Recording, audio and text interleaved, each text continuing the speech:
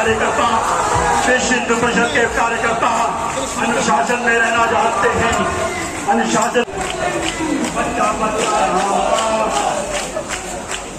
एक नाम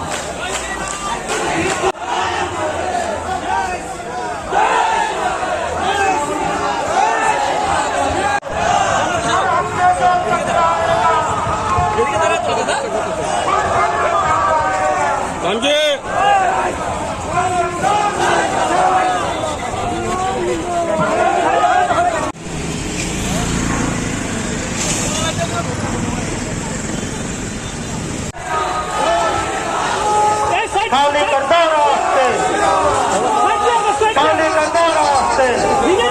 सब न रहे कि बजरंग दल चुप बैठने वाला है, बजरंग दल चुप बैठने वाला नहीं है। अपने मातृभूमि की रक्षा करना।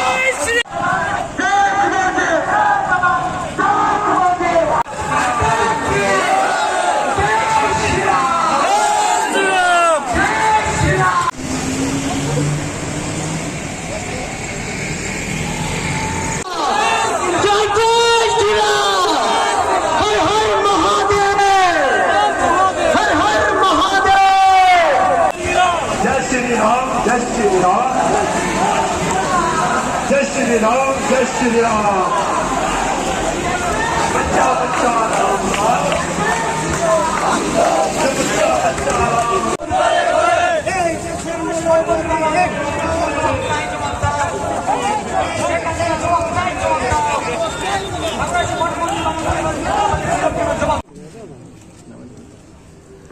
আমি বিশ্ব হিন্দু পরিষদের পক্ষ থেকে আপনাদের মিডিয়া এবং যারা হিন্দু সমাজ, ভাই বোন, সন্ত সমাজ যারা আমাদের এই প্রতিবাদে সামিল হয়েছেন সবাইকে আমি ধন্যবাদ জানাই আরও কারণে যে প্রতিবাদের ভাষাটা আমরা যে টার্গেটে ছিলাম টার্গেট থেকে আমরা বেশি পরিমাণে সেই প্রতিবাদের মিছিলে সামিল হওয়াতে। তো আজকে আমাদের প্রতিবাদের ভাষা ছিল স্বতঃস্ফূর্তভাবে, আরও লোকও আসার কথা ছিল, কিন্তু আমাদের 144 যে একটা প্রশাসন আমাদের উপর চাপিয়ে দিয়েছে সেই প্রশাসনকে আমরা প্রশাসনকেও করি নাই। তারপরও আমরা আমাদের সেই প্রতিবাদের মিছিলে আমরা সবাই সামিল হয়ে এসে এখানে আমরা মিলিত হয়েছি এবং আমরা ডেপুটেশন দিয়েছি অ্যাসিস্ট্যান্ট হাই কমিশনারের নিকট। ওনার থেকে আমরা আশ্বাস পেয়েছি যে এই ব্যাপারটা ভালোভাবে দেখবেন, আগামী দিনে যাতে এই রকমের ইনসিডেন্টস না হয় তার যথাযথ চেষ্টা করবেন। আপনার নাম? ডক্টর শঙ্কর সরকার। বাংলাদেশের লাগাতার বাংলাদেশের মধ্যে যে হিন্দুর উপর আক্রমণ হচ্ছে, মঠ মন্দির আক্রমণ হচ্ছে, তো এর উপলক্ষে আজকের আমরা এই বিক্ষোভ প্রদর্শন ছিল।